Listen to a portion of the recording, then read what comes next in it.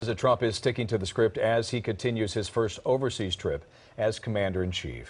But he's having trouble dodging controversies from back home. It led to an awkward moment with Israeli leaders today. KCAL 9 political reporter Bryan joins us now to explain. Dave? Yeah, that's the key, what you just said. Things seem to be going fine with Saudi Arabia and Israel. It's the issues back here that are the problem. Even as President Trump takes on the heretofore unsolvable problem of hostility and extremism in the Middle East, the news from back home may be adding to his problems here. There are new reports tonight on former National Security Advisor Michael Flynn ducking a committee and pressure from the president, President Trump, to end the Russia investigation by pushing intelligence officials to say there's nothing to it. Do you promise to fully and completely cooperate with the committee's investigation of the Russia election hacking? I think it's our responsibility to provide you access to all that you mentioned. The Washington Post reports that the director of national intelligence, Daniel Coats, seen here in his confirmation hearing in February, and Admiral Michael Rogers, the director of the National Security Agency, seen here at a March 20th hearing, were asked by President Trump in March to help him push back against the FBI investigation into possible collusion between his campaign and the Russian government. The report says the president urged them to publicly deny there was any evidence of collusion. But the paper reports both Coats and Rogers refused to go along with the scheme, which they both thought was entirely inappropriate. That's just one of the problems back home that are haunting President Trump as he carries out his first major overseas diplomatic mission in the Middle East. Welcome to our palace.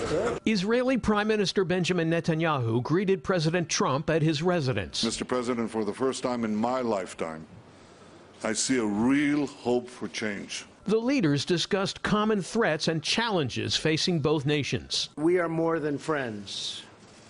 We are great allies. We have so many opportunities in front of us. But when all the niceties were over, the Israeli prime minister brought up a sore spot. Intelligence cooperation is terrific. That was a not too subtle reference to President Trump sharing highly classified Israeli intelligence with two high-ranking Russian officials during a May 10th meeting in the Oval Office. Just so you understand, I never mentioned the word or the name Israel. Never mentioned it during that conversation. But President Trump was never accused of mentioning Israel as the source of the information. He was accused of sharing highly classified information from a U.S. ally with the Russians. Earlier, President Trump visited some of Jerusalem's most sacred sites. He placed his hand on the Western Wall and put a prayer note in a crevice. He's the first sitting U.S. president to visit what is considered the holiest site in Judaism. The president and first lady also toured the Church of the Holy Sepulchre in Jerusalem.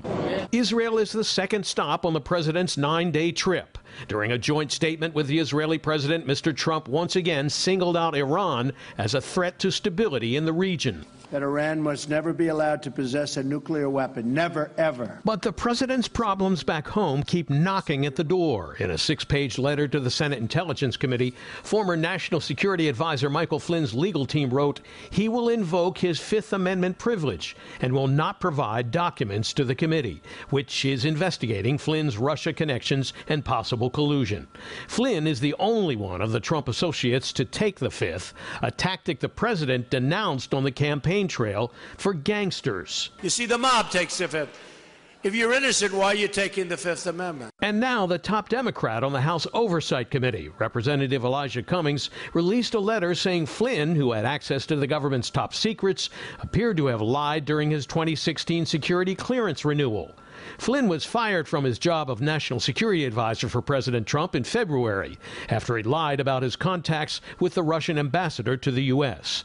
Now, one of Trump's closest campaign confidants and former transition team chief, New Jersey Governor Chris Christie, says he warned the president about Flynn. If I were president-elect of the United States, I wouldn't let General Flynn in the White House, let alone give him a job.